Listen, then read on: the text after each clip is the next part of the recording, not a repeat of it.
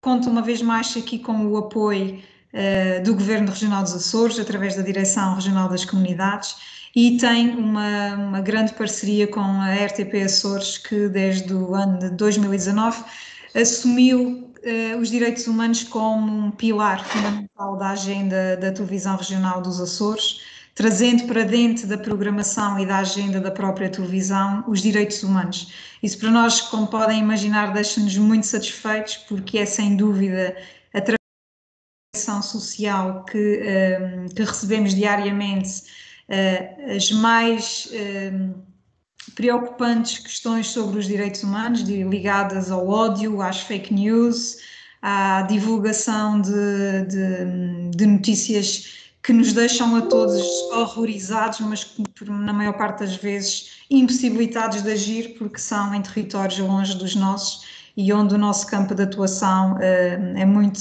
reduzido. Hoje, e por falar em diferentes zonas geográficas, trazemos aqui convidados de vários pontos que nos deixam extremamente orgulhosos de aqui estarem presentes. O Rui, que aqui ao lado da Ribeira Grande, em representação da Associação dos Emigrantes Açorianos. Bem-vindo, Rui. Eu, em representação da Cresa Açor e aqui de Ponta Delgada, mas igualmente dos Açores, pela nossa dispersão geográfica no âmbito de atuação da própria Cresa Açor. O Daniel Gonçalves, da Casa dos Açores, no Rio de Janeiro. Bem-vindo, Daniel, espero que já seja possível ouvir a sua voz. A Catarina Soares, do Conselho de Liderança Luso-Americana. Bem-vinda, Catarina. Obrigada também por ter aceito este convite de estar aqui connosco.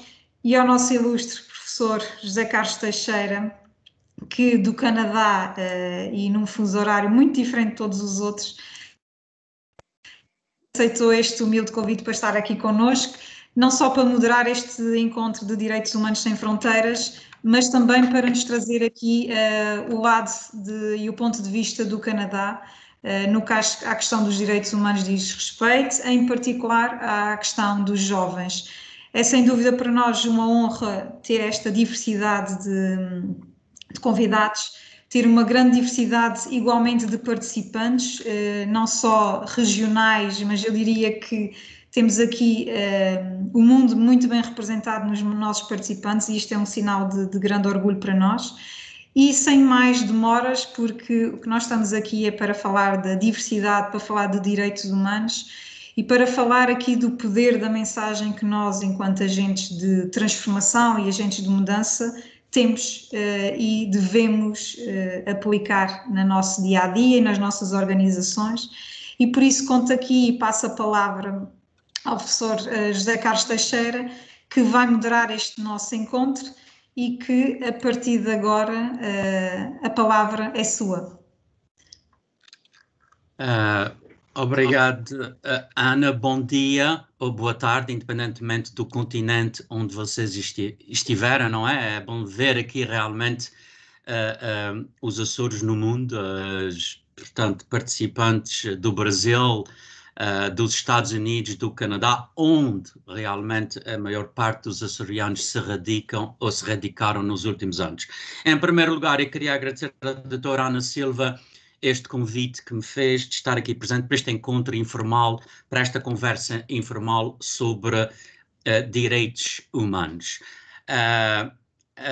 Eu gostaria de começar esta conversa com uma breve introdução. Aliás, quando a Ana me enviou um e-mail a definir quais eram os objetivos deste encontro, houve pelo menos dois parágrafos que é importante lê-los de novo, de ler-los estes dois parágrafos a vocês para situar a importância deste encontro. E esses dois parágrafos que eu escolhi são precisamente os últimos dois do e-mail que me enviaste, Ana, e que suponho enviaste também aos participantes deste encontro, que é o seguinte, e cito-te: os direitos humanos são iguais para todas as pessoas em todo o mundo, independente de sua religião e crença, nacionalidade e sexo, e são a base para a construção de uma sociedade mais empática e justa, onde o ser humano pode viver em segurança e com dignidade. Estes direitos são também resposta para perguntas individuais e em grupo, de como nos organismos coabitamos, vivemos e trabalhamos para uma sociedade mais justa e mais inclusiva. Infelizmente, muitos dos direitos humanos estão sob assalto.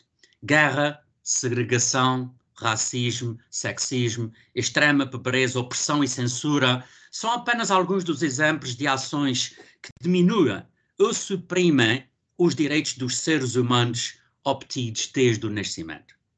A defesa dos direitos humanos é uma procura constante, seja em instituições organizacionais, governos nacionais, na imprensa e na académica.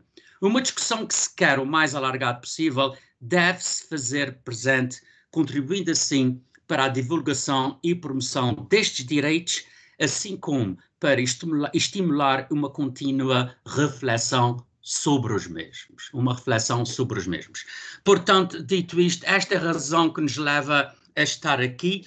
Em termos de formato, eu há uma semana eu disse, Ana, tens algumas perguntas ou podes entrar em contato com algumas pessoas que conheces a fim de nos dar algumas perguntas que depois me possa ajudar a orientar esta conversa informal. A Ana enviou-me 9 perguntas, umas muito focadas em determinados aspectos relacionados com os direitos humanos, outras mais abertas, como se costuma dizer. Não me foi fácil escolher as 2 primeiras para esta conversa que vamos ter. Falando ainda de formato, uma outra questão que eu falei com a Ana era em termos de tempo. Nós temos aproximadamente 1 hora, o tempo voa, temos 4 participantes. Para cada pergunta que eu fizer, um participante tiver 5 minutos, são logo 20, 40 minutos. E eu acho que seria importante nesta conversa dar a voz, to give voice, a vocês que estão do outro lado. Portanto, se estás de acordo com esta minha proposta, Ana, eu começarei com 2 perguntas em que cada membro do painel irá dar a sua opinião sobre esta mesma pergunta e tenho quase a certeza que 35, 40 minutos vão voar e depois vocês não hesitem em fazer perguntas, canalizar estas perguntas para a Ana e depois nós daremos certamente continuidade a esta conversa. Dito isto, a primeira pergunta é curta, simples, mas como se diz em inglês, I think it goes to the point. E a pergunta é esta: é importante trazer para a discussão pública a análise e reflexão dos direitos humanos? Portanto, dos 4 participantes no painel, eu ponho a bola agora, se me permitem a expressão, do vosso lado. Quem será o primeiro ou a primeira a responder a esta pergunta aberta que acabei de fazer?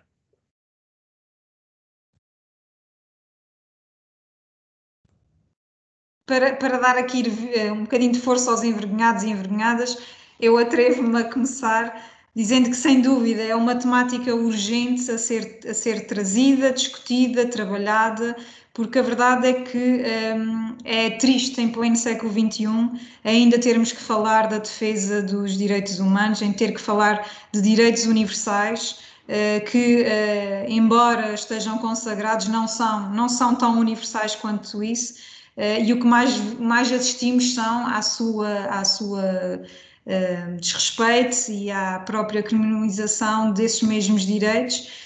Felizmente vivemos numa região onde temos presentes os direitos humanos na nossa vida diária, contudo continuamos a assistir situações deploráveis. Ainda esta semana assistimos na comunicação social um episódio de grave violência contra um sem-abrigo, partindo de pessoas que partilham do mesmo espaço desse mesmo sem-abrigo, e isso leva-nos a questionar exatamente a pertinência de trazer ao debate a questão dos direitos humanos mais do que nunca, porque, como eu costumo dizer, os direitos humanos vivem connosco, vivem aqui ao lado, e não são invisíveis, eles estão bem visíveis na nossa prática diária e devem e bem ser trabalhados, discutidos, trazidos não só à comunicação social, mas a espaços como este, porque são sem dúvida espaços de reflexão e que nos fazem questionar verdadeiramente onde é que estão os direitos humanos e se efetivamente estão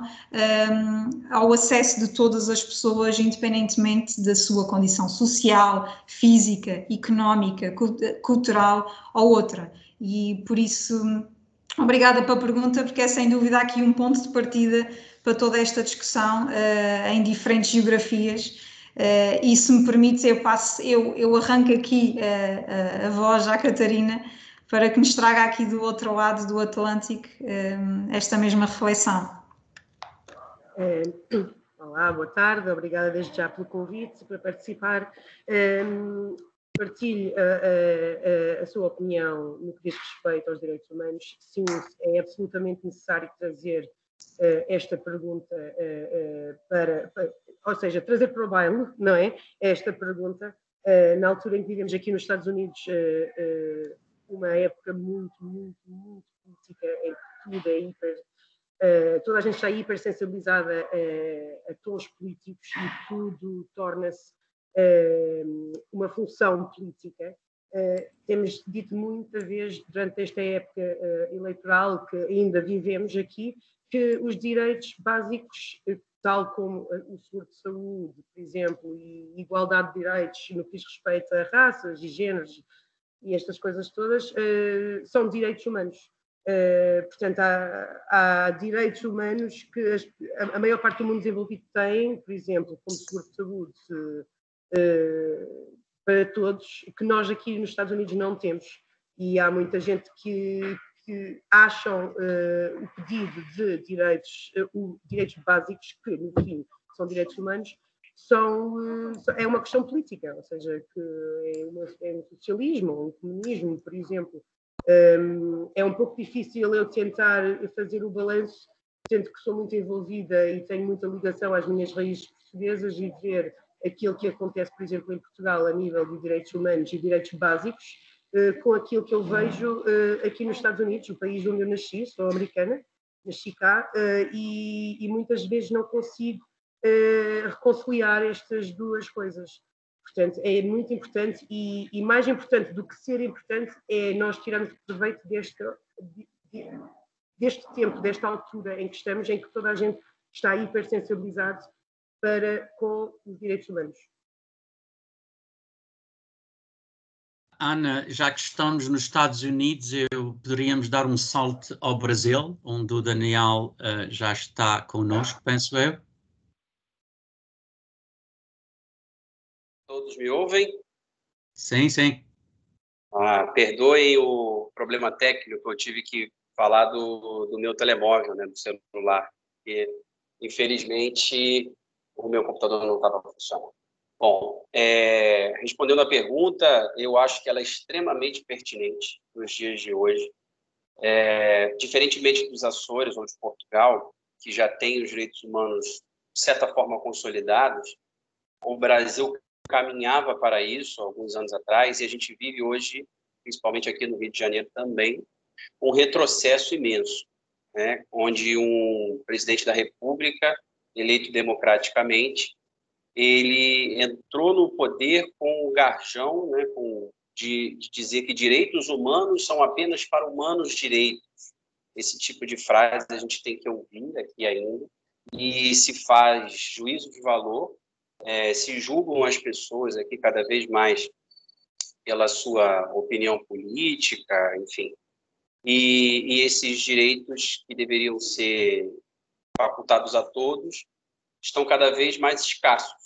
O que a gente observa aqui é cada vez mais um acirramento do radicalismo, né? Principalmente contra qualquer tipo de minorias étnicas, raciais, as questões ligadas à sexualidade. O Brasil caminhava para um lado bom e, infelizmente, nos últimos tempos, desde que esse presidente da República assumiu o poder, deu voz a muita gente conservadora e extremista que estava calada e que agora se sente no direito de falar a atrocidade que quiser. E a gente vive um período muito triste na história do Brasil em relação a isso.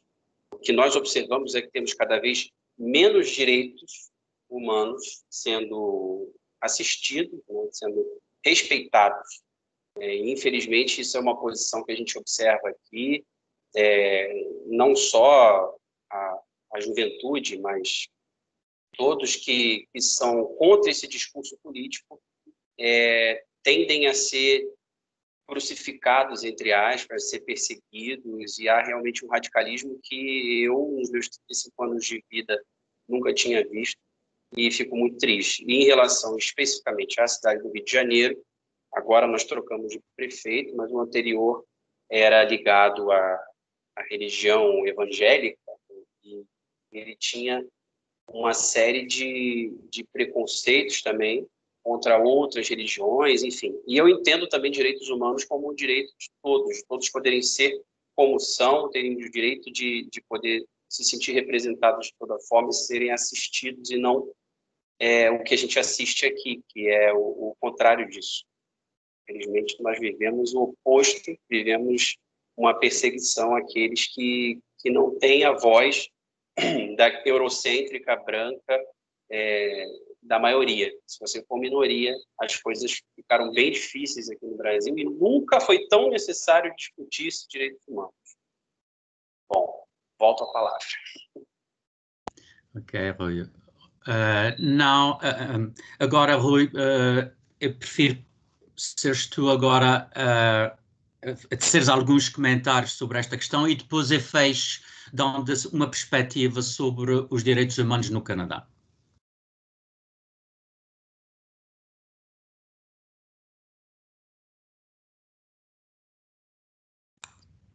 Tens que ativar o micro, Rui.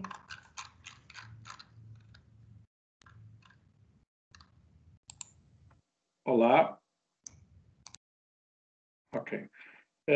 Sim, claro, se é importante, é muito importante, e é sempre importante falarmos do que é mais importante nas nossas vidas, e se há importância nas nossas vidas são os nossos direitos, mas também os nossos deveres, né?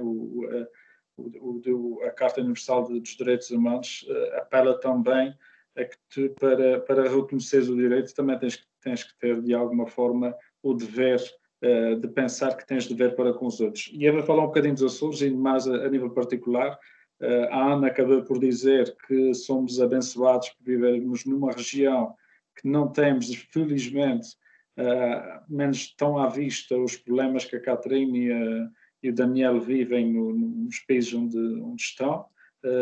O Canadá já se viu menos, mas nós também temos chegado de notícias que o Canadá, e com a sua multiculturalidade, também está a ficar bastante público, e a nível digital, que atravessa também uma crise desses valores que sempre respeitamos desde há muito tempo. Em relação aos Açores, há coisas que me preocupam, e muito sinceramente, eu tenho muito medo do pós-Covid. A história conta-nos que quando a humanidade atravessou grandes problemas com uma dimensão interpaís, intercontinental, e esta pandemia que é global, há movimentos que se aproveitam de uma forma populista e nacionalista para se afirmar. Se recuarmos 100 anos atrás, vamos ter, por exemplo, que logo a seguir àquela pandemia da gripe espanhola veio toda uma série de coisas muito ruins, que depois também deram origem aos direitos humanos nos anos 40, mas tudo o que foi guerras e aqueles movimentos nacionalistas no centro da Europa partiu talvez de uma crise verdadeira, e este corona está a levar muita gente também ao desespero, e o Brasil também foi consequência disso, não de agora de corona, mas ainda antes.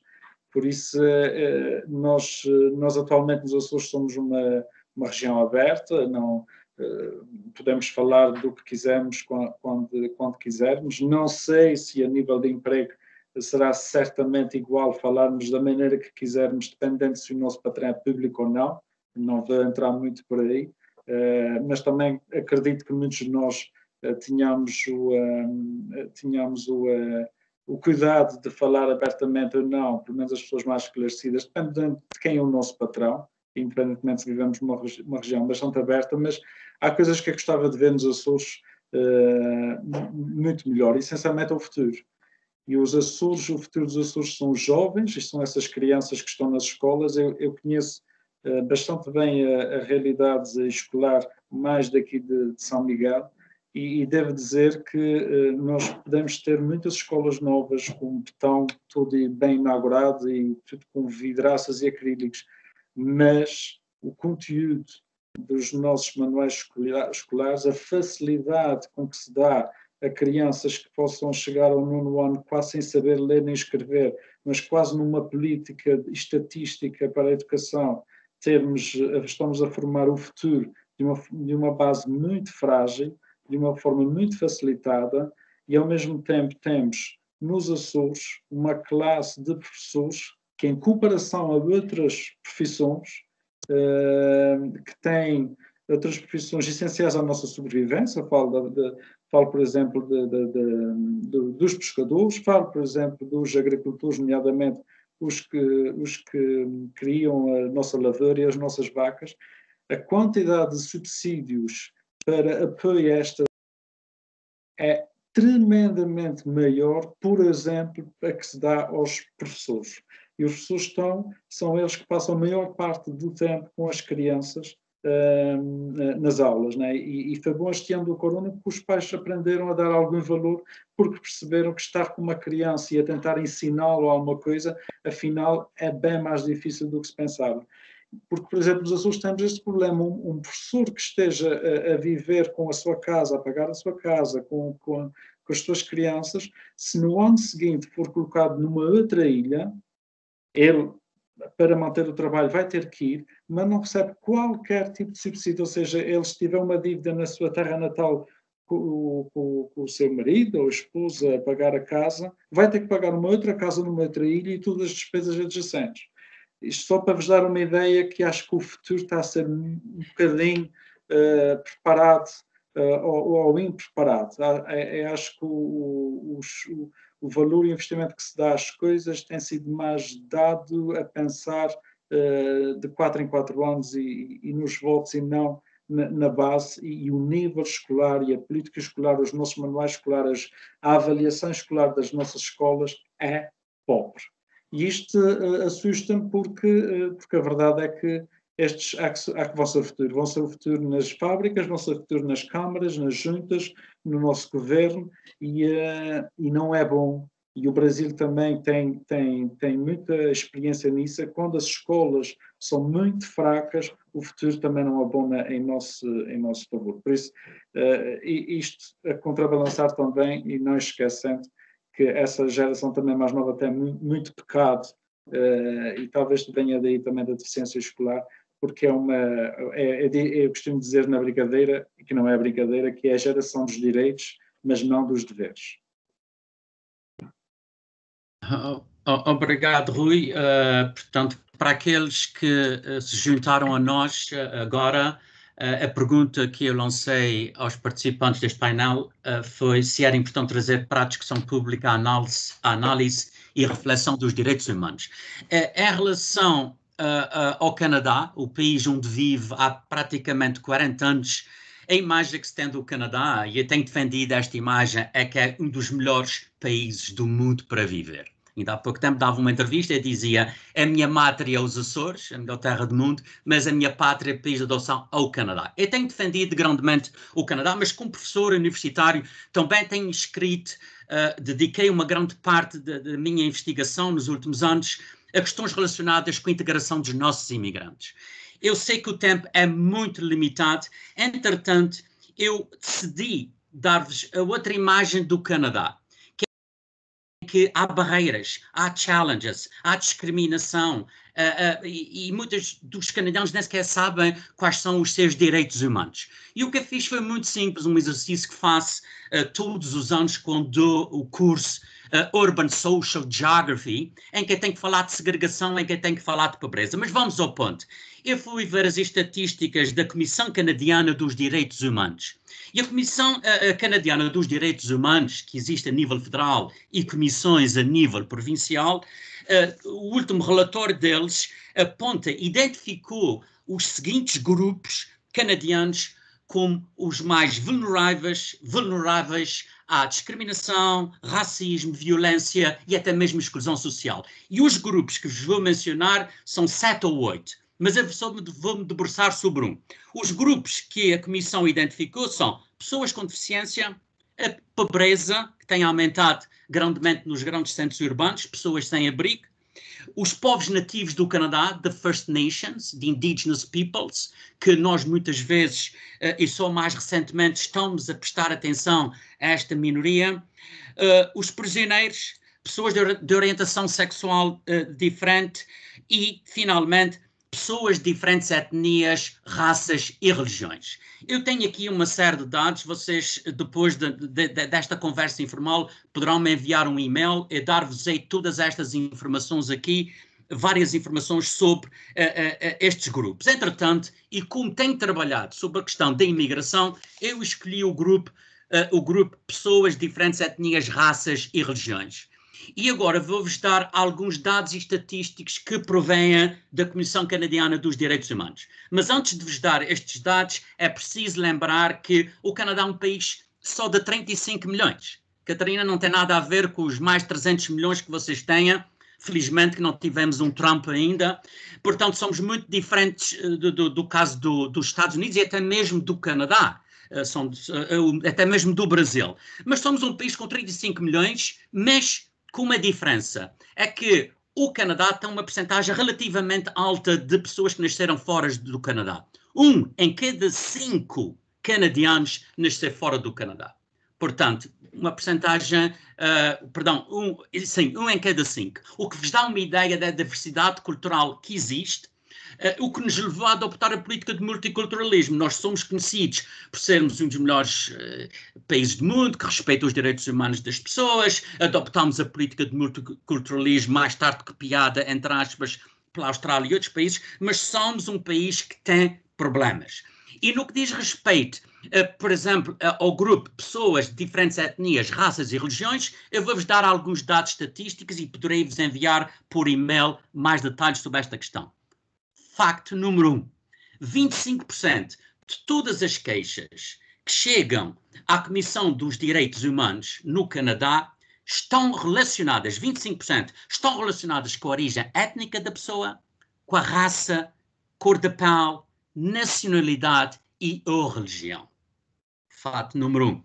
Fato número 2, em 2017, 43% de crimes de ódio, aquilo que chamamos em inglês hate crime, foram motivados por questões de origem étnica e racial. Um outro facto diz respeito é o seguinte: 16% dos crimes que foram realizados ou cometidos ainda no ano 2017, que são os últimos dados que nós temos, foram contra pessoas de cor, minorias visíveis, afro-canadianos, asiáticos. Portanto, a cor da pele ainda continua a ser importante negativamente neste sentido. Como se diz em inglês, race. The color of your skin matters, unfortunately. Um outro dado é que também 17% dos crimes de ódio que foram cometidos foram contra a população muçulmana. Portanto, a questão religiosa também começa a desempenhar aqui um papel importante. E muito mais durante o período do Covid-19. Não só nos Estados Unidos, no Brasil, mas também no caso do Canadá. E isso é um outro aspecto, isso é uma Ana, que tu levantaste, que não sei se vou ter tempo de falarmos. É falar de direitos humanos antes do Covid-19 e depois do Covid-19. Quando olhamos para países como Estados Unidos, Brasil, com toda aquela violência, etc., isso dava para outra conversa. Continuando a falar sobre grupos de diferentes etnias, raças e religiões, os imigrantes, de uma maneira geral, têm salários muito mais baixos do que a população em geral. Os imigrantes qualificados ou não qualificados, mas sobretudo os imigrantes qualificados, debatem-se com um problema que é pura discriminação dos seus diplomas, das suas qualificações não serem reconhecidas. E acabo em breve, um outro problema que nós temos é uma pessoa de cor, visible minorities, minorias visíveis, que é o termo que nós utilizamos nos censos, referindo-me aos afro-canadianos e asiáticos. Eles são mais frequentemente parados pela polícia numa proporção de 3 vezes mais que um canadiano. Não é só nos Estados Unidos que isso acontece também. Houve o caso de George Floyd, e há muitos casos de George Floyd nos Estados Unidos, mas nos Estados Unidos há uma tradição mais longa, mais antiga, ok? O Canadá é um país mais jovem, e isso são coisas que não deveriam de acontecer. E, finalmente, um outro dado que é até mais interessante é que 40% dos empregadores, dos patrões, quando entrevistam alguém que está à procura de um trabalho, eles olham para o nome de família em primeiro lugar, independentemente dos critérios, das qualificações, da educação da pessoa. Portanto, todas estas barreiras, todos estes challenges afetam grandemente a integração social, cultural e económica dos nossos imigrantes. Portanto, respondendo à pergunta, é cada vez mais importante, no contexto do Canadá, um país multicultural, um país de imigrantes, de nos debruçarmos e refletirmos sobre os direitos humanos. Bom, já me tinha esquecido que tenho que continuar a falar.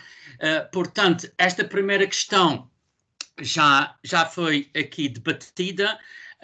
O problema é esse, é quando estamos todos juntos, pode-se interromper, pode-se falar, há mais vida, e em frente de um computador isso é coisa mais... Eu tenho problemas enormes. A dar aulas online, eu peço todos os dias, a Associação de Cristo dos Milagres, que este Covid desapareça para voltarmos às aulas e vermos as pessoas eye to eye. Dito isto, vamos passar agora a uma segunda pergunta, mas vamos ter que ser mais rápidos, a uma segunda pergunta que é também mais pertinente, que é a seguinte. O sociólogo Boaventura Sousa Santos diz-nos que, e cito, a construção social da identidade e da transformação na modernidade é baseada numa equação entre raízes e opções. Fim de citação. As segundas e terceiras gerações de açoriano descendentes, portanto, nascidos no Canadá, nascidos nos Estados Unidos, etc., continuam a ter um papel importante na transformação da identidade dos países de nascimento? Esta é a primeira questão. A segunda questão relacionada com este tema é, são estas novas gerações, portanto, as segundas, as terceiras e quartas, no caso dos Estados Unidos, são elas mais participativas e conscientes da açorianidade e suas raízes? Portanto, eu acho que deveríamos começar talvez pela diáspora e começar com a Catherine. Sim, eu acho que as segundas e terceiras, e no caso dos Estados Unidos as quartas gerações, têm um papel muito importante e têm uma palavra a dizer no que diz respeito ao conteúdo, não é? Ao contexto da população luso-americana em geral, porque já têm experiências diferentes dos pais, dos avós, e muitas vezes, como por exemplo no meu caso, cresci numa casa 100% portuguesa, apesar de estar nos Estados Unidos. Dito isto, com o advento da tecnologia, a internet e as ligações tipo instantâneas que temos agora e o acesso às informações que temos agora, acho que é muito mais fácil balancear as duas culturas, enquanto quem chegava há 60, 75, 100 anos eram obrigados a deixar a sua cultura materna para trás, não é? Porque estavam aqui irradiados pelas culturas e língua do país que lhes acolheu. E no que diz respeito aos direitos humanos, já têm a mente muito mais aberta, porque já têm acesso a situações que estão a acontecer em todo o lado, ou seja, nós também estamos muito conscientes daquilo que está a acontecer no Brasil, como também estamos conscientes daquilo que está a acontecer no Canadá e na Europa. Portanto, tendo esta visibilidade de quase 360 graus sobre aquilo que está a acontecer no mundo, ajuda-nos imenso a sermos muito mais eficazes em transformar um pouco a nossa comunidade e a mentalidade da mesma. Passo agora a palavra ao próximo, acho que talvez para o Brasil. Sim, exatamente. Eu estava a pensar no Brasil, são duas realidades diferentes. A imigração açoriana para o Brasil é muito mais antiga, possivelmente que os jovens estão muito mais assimilados, mas de qualquer maneira há uma outra realidade e eu gostaria que o Daniel nos dissesse algumas considerações sobre a participação dos nossos jovens. Bom, senhores e senhoras, eu acredito que a participação das segundas e terceiras gerações, no nosso caso aqui do Rio de Janeiro em especial, que ainda temos essas gerações em atividade no sul do Brasil, Santa Catarina e Rio Grande do Sul, já estamos falando aí de nonas, décimas gerações, então é mais difícil ainda, mas mesmo assim as associações, as casas dos Açores tentam fazer um trabalho de manutenção, né, dessa açorianidade, desse pertencimento cultural e identitário. Porém, eu acredito que esse sincretismo cultural que essas segundas e terceiras gerações aqui atravessam é uma faca de dois gumes. Porque, por um lado, nós temos esse acesso todo que foi dito pela Catherine sobre acesso a tudo, acesso a todas as realidades, inclusive a cultura, mais facilidade de ir até os Açores e viver, experienciar mesmo o que é ser açoriano, viver dentro do arquipélago, viajar para lá com mais facilidade. Porém, o sincretismo é muito forte e absorve muito da cultura local. Então, muitas vezes, vai se deixando de lado um pouco as tradições, e isso é um trabalho de educação, voltando ao tema que o Rui falou. Aí é uma educação dentro da própria casa, dentro dos lares dessas gerações, de manter a cultura viva, açoriana, no caso, e incentivar, até olhar o exemplo dos Açores como exemplo positivo de direitos humanos, não fugindo ao tema aqui do nosso colóquio. Porém, é muito complicado, porque a gente vê muitas das gerações de amigos meus, por exemplo, que já não têm tanta ligação com o arquipélago, e isso é um trabalho de educação familiar e da própria casa, de manter os elos, manter a tradição, manter a cultura, para manter vivo esse sentimento de pertencimento e de identidade. É um desafio, confesso aos senhores que a nossa diretoria da Casa dos Açores é até composta por muitos jovens, porém estamos tentando trazer de volta a nossa própria geração e os nossos filhos. Minha esposa, por exemplo, agora está grávida e eu com certeza vou criar a minha filha dentro da cultura e da raiz açoriana. Mas eu repito que é um desafio manter as tradições e o impacto dessa juventude dentro desse contexto de sincretismo cultural. Mas é muito positivo também a gente poder ter acesso a todas essas informações para poder agir de forma a manter essa cultura. É isso. Eu sugeri, Ana, eu vou dizer algumas considerações, já que estamos a falar da diáspora e essa pergunta é direcionada para a diáspora, e depois o Rui e a Ana teriam uma outra pergunta.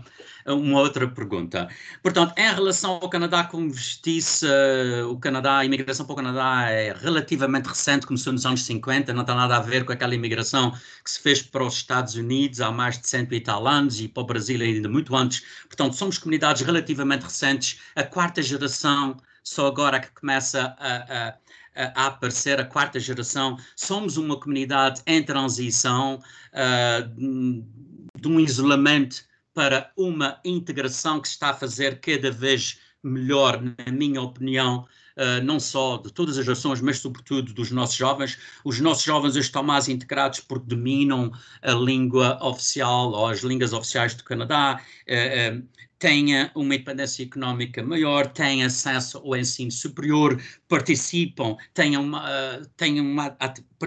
são mais participativos na vida do Canadá.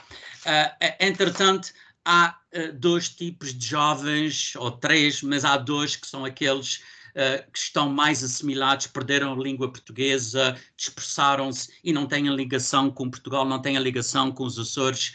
E temos aquele outro grupo de jovens luso-canadianos em que, portanto, têm uma certa dupla pertença identitária, em que há ainda ligações que eles têm através de familiares, de amigos, de contatos, de visitas às ilhas, neste caso os Açores, estamos a falar dos Açores, mas também integram-se na sociedade canadiana.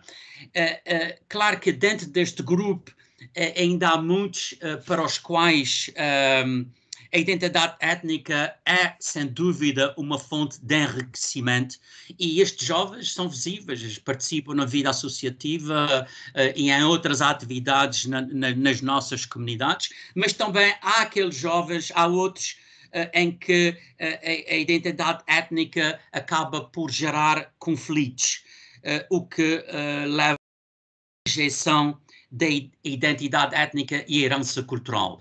Portanto, neste momento, um dos problemas que nós temos, e é bom ver aqui o Dr. Paul teve connosco, um homem que conhece a diáspora e que acompanhou a diáspora por mais de uma década, torna-se muito difícil para nós falarmos sobre os nossos jovens, sobre essas gerações, porque não há estudos sobre essas gerações. Não há estudos longitudinais, por exemplo, onde se possa abordar esta integração, esta participação, não só na vida canadiana, como também na vida da comunidade portuguesa, da comunidade açoriana, e, portanto, são estes os dados que vos poderei dizer, concluindo que a postura cultural dos jovens luso-canadianos, na minha opinião, é vincadamente marcada por esta dualidade, pelo tal conflito cultural que vos acabei de dizer. Mas eu acho que continua a ser um ponto importante, um ponto que devemos cada vez mais refletir e pensar e incentivar os nossos jovens a ter uma participação mais ativa na vida social, cultural e política, neste caso do Canadá, incluindo ligações à nossa terra de origem. Portanto,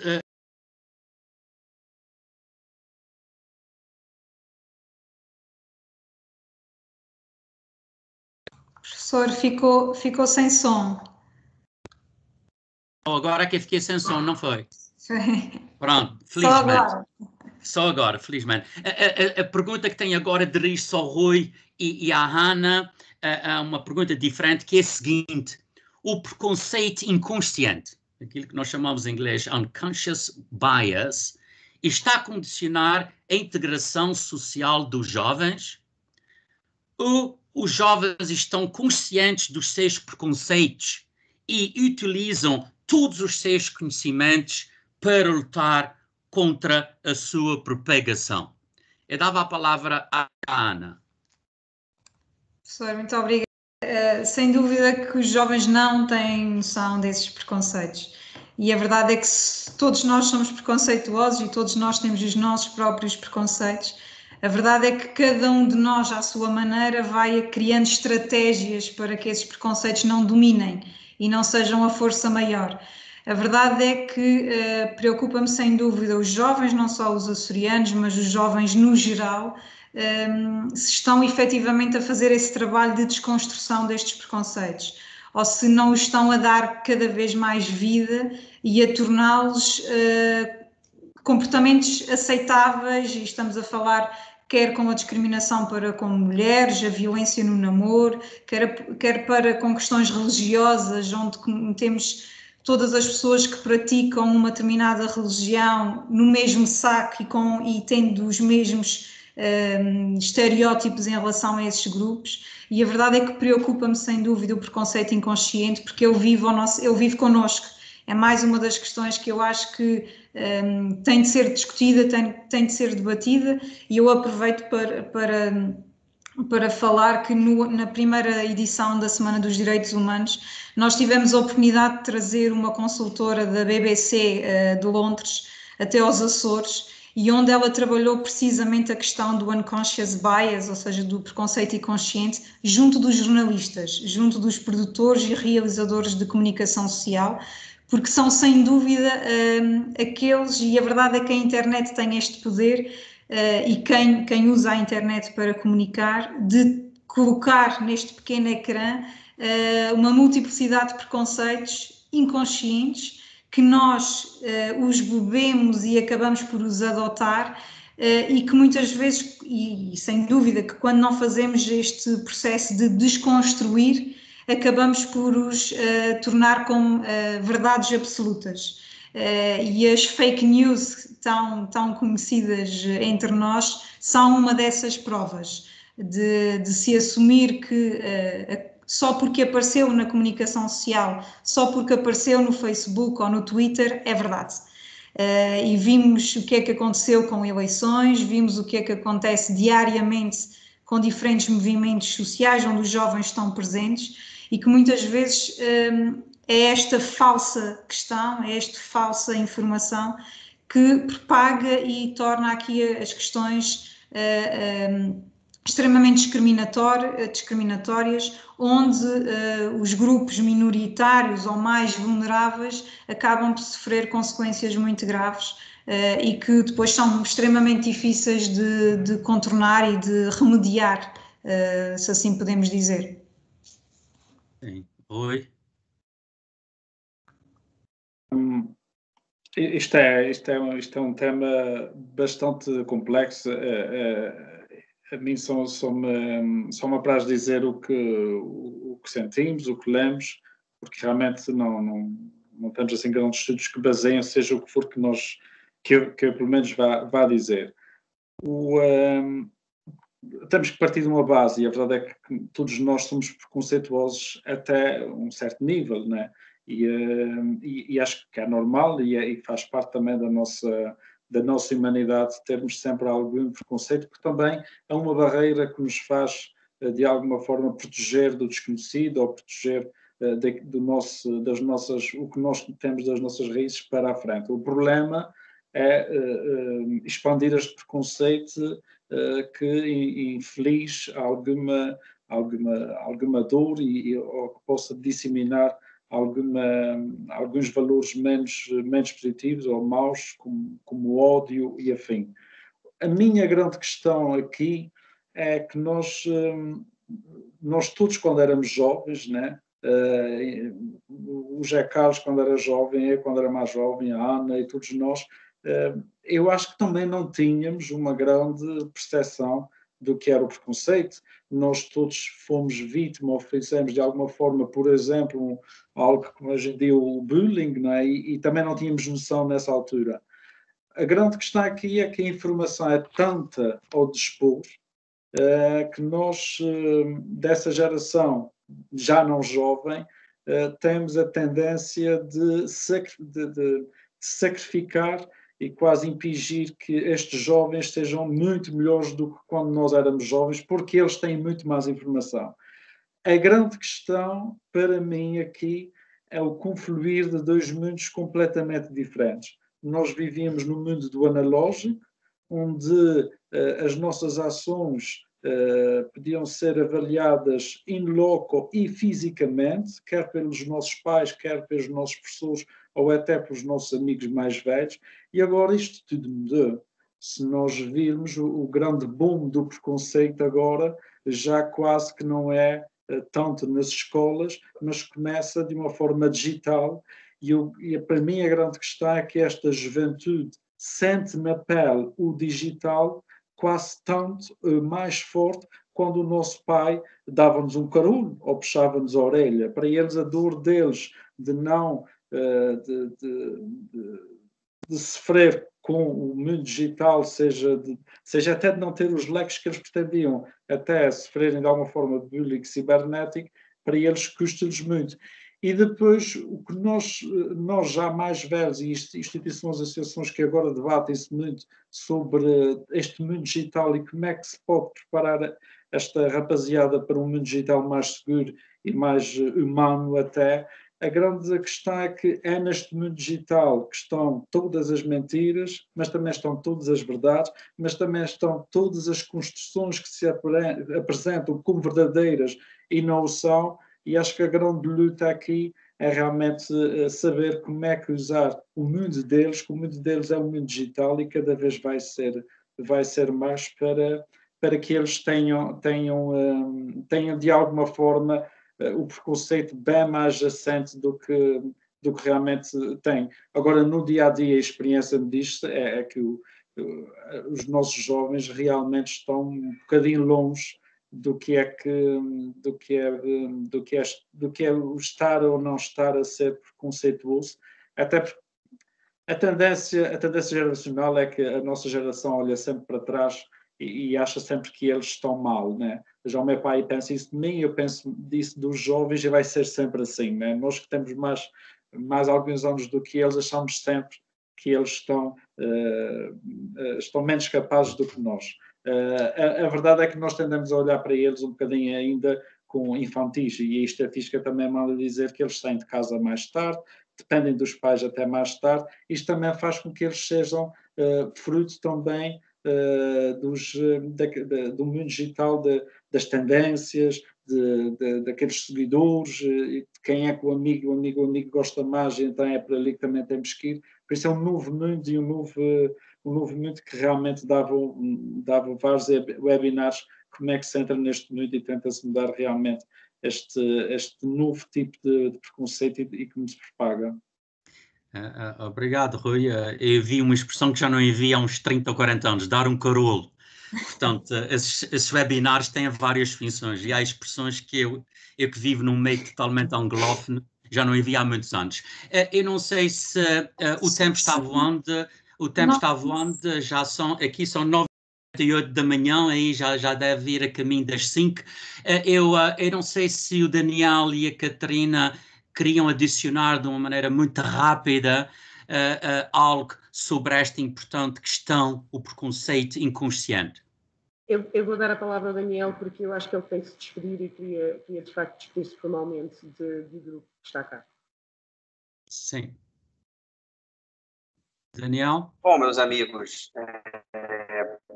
eu gostaria de deixar uma mensagem justamente a respeito desse assunto que estava sendo debatido. Infelizmente, eu vou ter que me ausentar, porque eu estou passando por um processo seletivo de doutoramento na Universidade Estadual, e onde eu pretendo justamente discutir o açorianismo e a imigração açoriana no Rio de Janeiro, para termos base para esse sentimento de pertencimento, como o doutor mais cedo. E aproveitando as palavras do Rui sobre esse momento digital, né, em que é muito forte o preconceito, as crianças a não ser porque isso não é colocado para elas de forma clara, né? E aí eu vou deixar uma reflexão de um exemplo muito simples, e eu acho que talvez até antes de colocarmos essas questões para os nossos jovens dentro do contexto cibernético, enfim, do virtual, no próprio presencial, a gente deveria começar a refletir sobre as nossas práticas diárias, sobre as nossas atitudes comuns. Por exemplo, eu estava discutindo com a minha esposa sobre isso. Por que até hoje nós usamos um exemplo de forma preconceituosa, na minha maneira de ver, racista, quando a gente quer dizer, vai denegrir a imagem de alguém? Por que o denegrir, essa palavra, né, transformar em negro? Ou então, quando você fala, eu vou clarear a questão, vou tentar me responder de forma clara, que o claro está ligado. Isso está embutido, está incutido, está assim sobreposto nas nossas cabeças. Nós fazemos isso de forma não é culpa nossa, por isso que todos sim somos preconceituosos, mas deveria haver uns estudos mais profundos sobre as nossas práticas diárias. Aqui no Brasil, existia uma expressão muito antiga que se falava o mulato, aquela mistura de branco com negro, enfim. Mulato era um exemplo que se usava nos donos das fazendas, dos senhores de engenho, para falar sobre aquele que era parecido com uma mula, um animal de carga. Então, e se usa essa expressão no Brasil até hoje, de forma inconsciente. Então, a minha mensagem que eu gostaria de deixar é que nós deveríamos refletir sobre as nossas práticas comuns, sobre o nosso dia a dia, sobre aquilo que falamos, aquilo que pensamos, aquilo que sentimos, de forma natural. A gente deveria refletir mais para que possamos ensinar, sim, aos nossos jovens a realidade do preconceito que existe em todos nós, para que aí sim a gente consiga fazer um processo de desconstrução. Ok? Me desculpem a ausência, eu teria que deixá-los em 10 minutos, eu vou continuar participando durante 10 minutos, depois vou ter que me ausentar. Agradeço imensamente a participação em meu nome e da diretoria da Casa dos Açores. Contem sempre conosco para tudo que precisarem. Nós somos a ponte aí entre o nosso arquipélago e a nossa cidade do Rio de Janeiro. Muito obrigado. Obrigado, Daniel, pela tua participação e votos de bom trabalho aí no Brasil. Eu agora terei que passar a palavra à Ana. Ana, you are in control, como se diz. Portanto, o que é que queres que eu faça agora? Poderemos continuar esta conversa informal durante mais X minutos ou será tempo de encerrar? Se me permitem, eu sei que há aqui pessoas curiosas por querer lançar mais alguma participação. E o que eu sugeria é lançar aqui duas questões, em que sugeria eu que fossem curtas e dirigidas aqui aos nossos convidados, atendendo que o Daniel já não está, ou seja, que os convidados seja a Catarina, o professor José Carlos, o Rui ou comigo. E assim peço a quem queira participar, pode o fazer aqui ou levantando a mão ou então pelo chat, e assim colocamos aqui as breves questões. Desafio a quem queira ter voz ou que possamos dar voz neste webinar. Rui? Olha, eu queria aproveitar, nós temos o nosso Paulo Teves, né? Estamos a falar da diáspora e eu não sei se ele agora vai ficar feliz ou não, mas gostaria que ele entrasse na conversa porque ele esteve uma temporada grande à frente da Direção Regional das Comunidades e era agir. A minha pergunta era se ele nos pudesse, ele teve 8 anos, se não estou em erro, ou 10, penso que ele ainda apanhou a meio. O que ele encontrou, ou seja, ele viu a diáspora na grande crise mundial, na pós-crise e o boom turístico, e ele ainda apanha agora este decréscimo social com o corona, por isso era agir ele também nos dar um bocadinho deste feedback e da sua experiência governativa com a nossa diáspora. Lá, Paulo. Paulo? Eu estou a fingir que não havia esse repto do Rui. Não, que isso até é injusto para a Ana, que tinha recebido e tínhamos falado sobre isso. Mas antes de mais, boa tarde a todos. Bom dia ao José Carlos, aí de manhã na British Columbia. E um abraço também para a Catarina e para o Daniel, digamos, os que estão longe, mas a todos vós. Não, sabem que as nossas comunidades, e aí temos aqui o professor José Carlos Teixeira, que estudou muito bem as nossas comunidades, que elas vão sofrendo ao longo dos anos mutações, e isso tem muito a ver com o próprio dinamismo, não apenas de questões demográficas da própria comunidade, mas também da sociedade onde elas estão inseridas, não é? Se nós temos comunidades, por exemplo, a comunidade norte-americana, dos Estados Unidos da América, e agora que já vai numa quarta, quinta geração, mas que ainda mantém, por exemplo, a questão da língua portuguesa, mas no próprio país, quando nós temos o estado do Havaí, que é uma imigração mais recente, tem menos de 150 anos, que perdeu-se, não há o que com quer, acima de tudo, com a envolvência da própria sociedade de origem, e tem a ver com a própria ligação com a nossa comunidade. O professor José Carlos sabe muito bem, por exemplo, os casamentos eram muito feitos, e no Canadá vê-se muito isso, dentro da própria comunidade, ou então mais parecido com a comunidade italiana. E falo isso da minha própria família, os meus primos quase todos são casados com pessoas de origem italiana.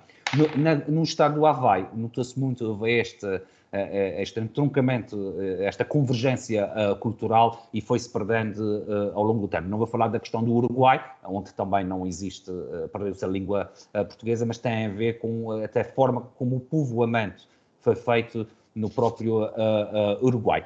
Mas não, encontramos essas comunidades, como o Daniel falou, apesar da Casa dos Açores em específico do Rio de Janeiro ter um jovem à frente e ter bastantes jovens, mas é algo que é transversal a todo o associativismo, não apenas açoriano, mas português, que tem a ver com o rejuvenescimento do próprio associativismo. Este é o grande desafio que as nossas comunidades vão ter nos próximos tempos. Esta pandemia, infelizmente, vem, de alguma forma, acelerar alguns processos que já estavam num caminho difícil e não ajudou em nada, no sentido da sobrevivência das nossas associações. E temos um património, eu acho que são poucos os povos que podem se orgulhar do património que nós temos, quer edificado, quer o imaterial que nós temos nas nossas comunidades, não é? Nós temos na Califórnia, desculpem estar a dizer a Califórnia, isso é porque se calhar eu vi logo de manhã o Dinis Borges na Antena 1 e agora estava-me a lembrar da Califórnia, por exemplo, temos um património arquitetónico, uma coisa enorme, de enorme valor, não é? Mas não é fácil encher salões com 400 pessoas hoje em dia, não é? E depois e essa questão da pandemia vai criar vários desafios aos dirigentes e aos líderes. Primeiro, por essas limitações que hoje em dia nós temos do número de pessoas que podem frequentar os espaços, mas também tem a ver com o próprio receio da nossa comunidade, não é? De voltar a frequentar. Eu acho que, e no tema dos jovens, dos nossos jovens, das nossas comunidades, há sempre um interesse. Temos aqui a Catherine, temos o Daniel, e há muitas Catherines e há muitos Daniels ainda nas nossas comunidades, no Canadá, no Brasil, nas Bermudas, que vão, de alguma forma, perpetuar. Agora, temos é que ver que há dois tipos de associativismo, não é? Há o associativismo da saudade, onde ainda nós temos as nossas comunidades que saíram dos Açores e querem ver replicado nas suas organizações aquilo que deixaram cá. E depois temos esses novos jovens que não podem ter saudade daquilo que não conhecem, não é? Mas se interessam muito pela questão da comunidade. Falo-vos, no caso da América do Norte, programas em bilingue. Nós temos que vender, desculpem a expressão, vender os Açores e Portugal na língua de origem deles, não é? Porque se interessam. Vejam os censos. Nós temos, nos últimos censos dos Estados Unidos, tínhamos 1,4 milhões de portugueses, ou daqueles que, de alguma forma, se identificavam como portugueses nos Estados Unidos da América, mas se formos vermos quantos é que dominam a língua portuguesa, esse número reduz muito, não é? Significa que há pessoas que se identificam como portuguesas, mas se calhar não têm como se interagir quer com a comunidade de origem, com a sociedade de origem, neste caso os seus antepassados, quer também um circuita. E há também, e se me permitem, Rui, tu deste a palavra e já eu aprendi com o José Carlos Teixeira, que quando começa a falar nunca mais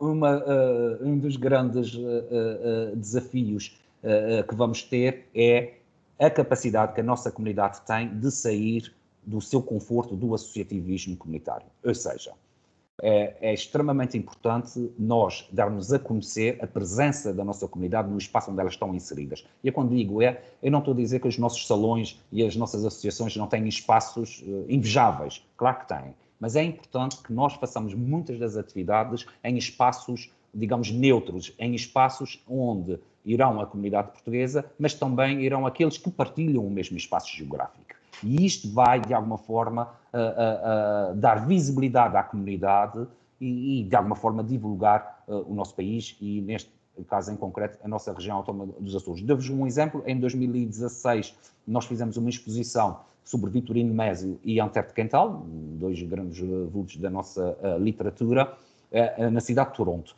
Podíamos ter feito, era muito fácil fazê-lo na Casa dos Açores de Toronto, tem ótimas instalações, mas não, fizemos uma parceria com a Câmara Municipal de Toronto, em que essa exposição foi feita numa biblioteca, numa das bibliotecas mais antigas de Toronto, já com 100 anos.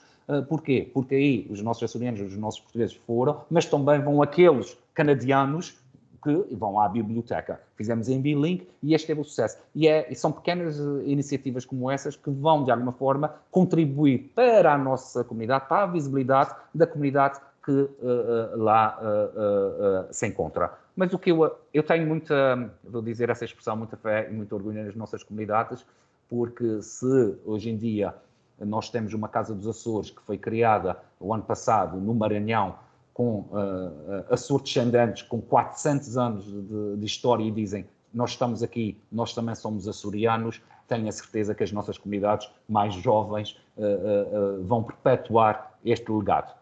Os desafios são imensos, mas acho também que temos aqui várias, e esta pandemia vem-nos ensinar um pouco isso, formas de dialogarmos e de incrementar, digamos, este relacionamento e esta presença. Obrigado pela oportunidade. Paulo, se me permites muito rapidamente, é o seguinte, dando seguimento àquilo que tu disseste e falando de direitos humanos, o que pode ser feito pelas nossas organizações para assegurar um maior e melhor conhecimento sobre os direitos humanos? E estou a pensar nos nossos jovens agora. Primeiro, temos que pensar no associativismo e volto a dizer, o José Carlos conhece muito bem o associativismo, não pela parte académica, mas também porque viveu e vive muito dentro do mesmo, é saber que nós devemos ter espaços de convergência e abertos ao mundo. As nossas comunidades e as nossas associações não podem, de alguma forma, estar fechadas em si próprias. E isto não dá. O que nós vemos, por exemplo, quando eu vejo a Casa dos Açores de São Paulo a fazer projetos com a comunidade japonesa, que é uma comunidade muito forte na cidade de São Paulo. Ou seja, há essa necessidade de abrir e de respeitar. Aquilo que nós tínhamos há alguns anos, em algumas organizações, por exemplo, que só era permitido tornar-se sócio quem era açoriano, ou quem tinha nascido nos Açores, ou retirava aqui uma grande margem da comunidade não poder participar, ou então algumas associações que também tinham nos seus estatutos e não até há muito tempo, que não permitiam, por exemplo, mulheres serem sócias da associação. E isto é algo que as nossas comunidades vão, de alguma forma, também se mudando. E é importante que nós tenhamos essa perspectiva das nossas comunidades não estarem fechadas em si próprias, ou seja, das nossas associações. Permitir que os jovens que tragam aquela experiência para dentro das organizações. É importante haver esse espaço que o associativismo possa dar aos nossos jovens e tirar deles essa experiência que, se calhar, a nossa comunidade de primeira geração, ou seja, aquela que saiu, não teve esta oportunidade de interação. E é importante, e eu acho que é aí que nós vamos estar também a contribuir para esse respeito. Mas a questão dos direitos humanos não se vê só no associativismo. Isso é algo da cidadania de cada um de nós, não é? No seu dia-a-dia, nos seus trabalhos, nas suas relações pessoais e sociais, é algo que nós devemos, de alguma forma, é aquilo que deve nortear o nosso cotidiano enquanto cidadãos de uma sociedade plural, uma sociedade que se quer coesa e se quer justa. A nossa comunidade não pode viver naquilo que eu vou, e o José Carlos Teixeira volta a dizer, porque ele estudou a nossa comunidade de Toronto, não podemos transformá-las num sistema de guetização, não é? De fechadas, como elas estão, por exemplo, na própria cidade de Toronto, que estão muito delimitadas geograficamente, mas ter esta possibilidade de convergência cultural. Aquilo que nós fazemos cá aqui nos Açores, e está aqui a Ana, que é uma parceira essencial aqui da Direção Regional das Comunidades, na área da imigração, não é? Nunca defendemos e nunca trabalhamos a questão do multiculturalismo, mas sim da interculturalidade. Porque o multiculturalismo pressupõe, sim senhor, o respeito e a existência das comunidades, mas que não haja espaço de uma convergência cultural. E isto é que é importante. É importante que as comunidades se conheçam umas às outras e que elas possam ensinar e dar um contributo umas às outras. É estarmos, como cidadãos, disponíveis para mostrar aquilo que é a nossa comunidade, apoiar na integração de quem chega aqui, que não nasceu, mas que aqui quer residir e quer ajudar o processo de desenvolvimento, mas também estarmos aptos para aprender a fazer uma cachupa, a dançar um kizomba, a dançar um samba, enfim, estamos com esse aspecto. E isso aplica-se a qualquer sociedade, não especificamente à comunidade açoriana, mas a qualquer sociedade. Obrigado, Paulo, pelo teu input precioso, eu diria.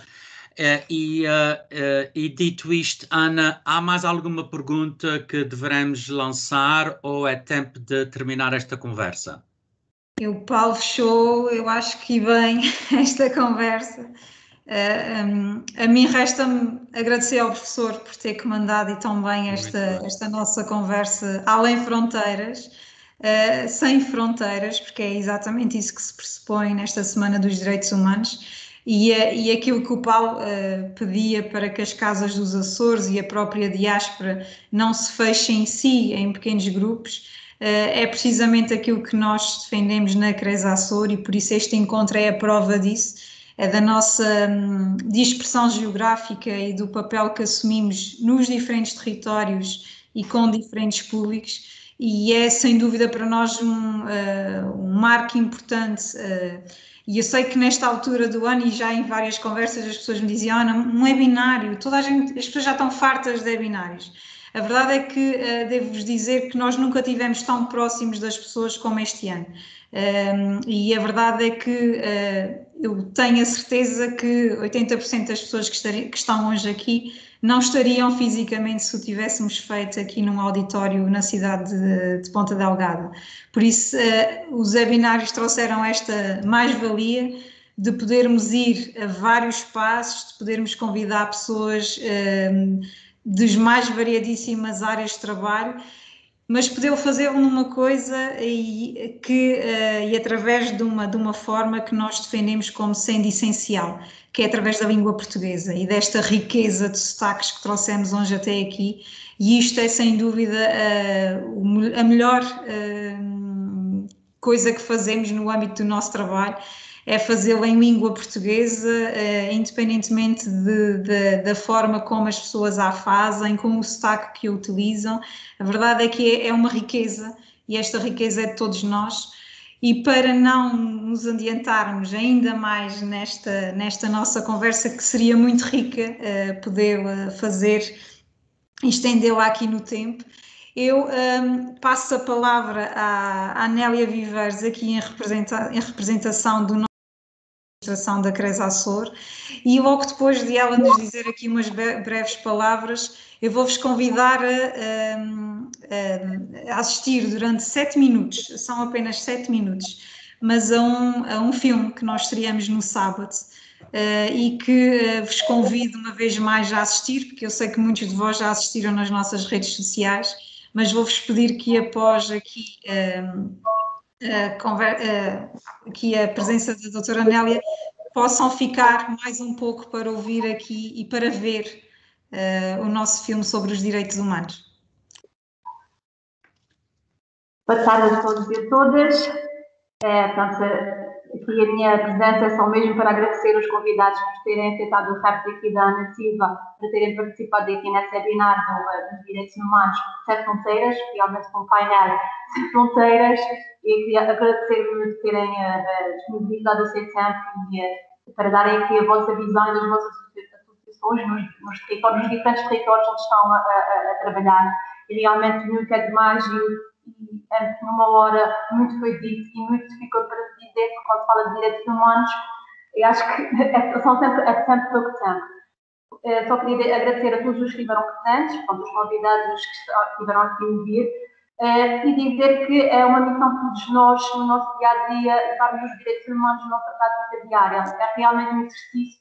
A Ana falou aqui dos estereótipos, e realmente nós, supostamente, vivemos num país onde realmente os direitos humanos, portanto, temos uma Constituição quase perfeita, mas falta muito a nível da implementação dessas medidas e, sobretudo, da fiscalização e sobretudo, nós próprios exercermos esses direitos, porque muitas vezes nós falamos dos direitos, mas estamos às vezes a dizer as barbaridades relativamente aos direitos humanos. E acho que aqui, sobretudo nos países mais desenvolvidos, é que os direitos normalmente estão minimamente assegurados, pelo menos a sobrevivência, mas muitas vezes os estereótipos que damos contra os outros, muitas vezes deixam as outras pessoas em situações realmente não muito boas, e muitas vezes nós nem sequer nos damos conta do quanto nós tratamos do outro. E penso que uma das notas que o o Rui falava da escola e da educação, e realmente a educação é uma pedra basilar em todo esse processo, enquanto não se ensinarmos às crianças que serão os jovens da manhã e os homens da manhã de respeitar o outro, de falar de direitos humanos, é preciso respeitar o outro, e se nós tivermos esse exercício de respeito pelo outro, acho que as guerras, os conflitos, a discriminação não fará mais sentido, se calhar não estaríamos a falar mais nisso.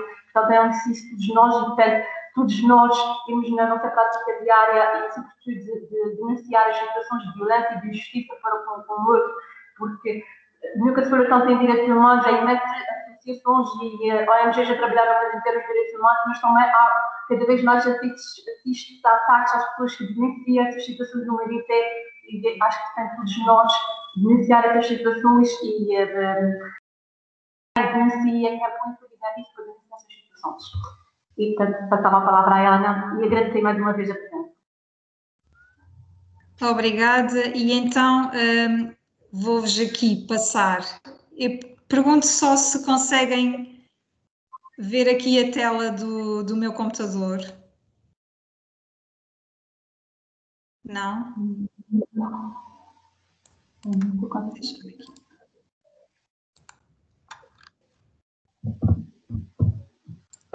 Conseguem ver? Não conseguem ver? Deixa eu ver aqui.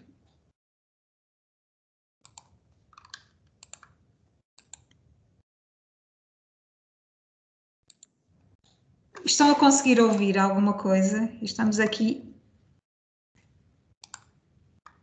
Conseguem ouvir? Não conseguem ver nada para além da imagem?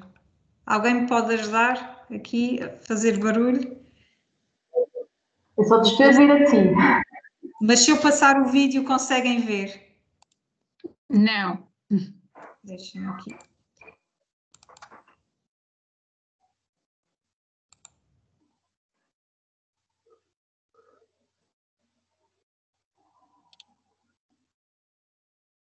E lamento, temos aqui um problema técnico, mas vamos fazer o seguinte, não vos vou empatar mais aqui, o que vos vou fazer é convidar a visitar o nosso Facebook da CRES Açor, onde nós temos estado a partilhar tudo o que temos feito no âmbito da Semana dos Direitos Humanos, uma semana que tem ganho aqui muitas alterações, como podem imaginar, fruto das várias constrangimentos devido à pandemia, mas que mesmo assim não nos tem abalado de forma alguma e temos procurado estar não só nas redes sociais, mas também na comunicação social, onde temos uma rúbrica dos direitos humanos diariamente na Antena 1 Açores, que tem trazido ao debate diferentes áreas de intervenção, a mulher, os jovens, as dependências, a própria reintegração de jovens depois de um processo de detenção, a questão da sexualidade e da educação para os direitos sexuais,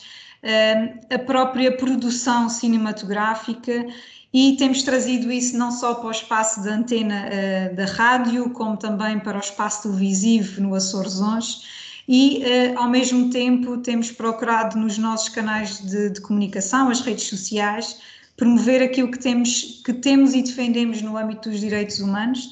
E a estreia que aconteceu no sábado é uma estreia de um filme produzido pela Maria João, do Estúdio 13, com a realização e produção do Hugo França, e que vos deixo só aqui o bichinho para levantar aqui a curiosidade do que é que se trata este filme, que não tem palavras, tem música, tem dança e tem aqui... onde fica aqui o espaço à vossa própria interpretação do que é que são os direitos humanos, usando uma mala cheia de nada, de malas e bagagens cheias do tudo e cheias de nada, embarcamos num caminho sem pedras conhecidas, uma mala cheia de sonhos e vazia de certezas, ser e pertencer num espaço e num tempo que não é nosso, que não é de ninguém. O que nos diz o passado, o presente e o futuro. Ficar e... ou sair, tentar e viver. E com estas palavras me despeço, agradeço uma vez mais a todos. a todas e que desejo-vos estamos em plena quadra festiva, desejo-vos a todos, se naturalmente celebrarem esta época, umas boas festas, continuação de um bom resto de ano 2020 e o desejo de que a virada de ano venha sem dúvida mais livre, mais segura, e garantidamente com mais liberdade de circulação e de participação, que é aquilo que desejamos. Por isso, muito obrigada. Tenham a continuação de um ótimo dia, independentemente do fuso horário onde estejam. Foi um prazer ter-vos aqui e estas portas estão sempre abertas para vos receber presencialmente, digitalmente. A CRES Açor é um espaço de todos e só funciona efetivamente se estiver aberta à vossa participação e aos vossos contributos. Muito obrigada. Encontramos. Muito obrigado, Ana. Bye bye. Bom Obrigada Natal. a todos. Bye. Bom Natal, boas festas. Obrigado. Um abraço até à Colômbia. Vejo aqui a nossa querida Helena.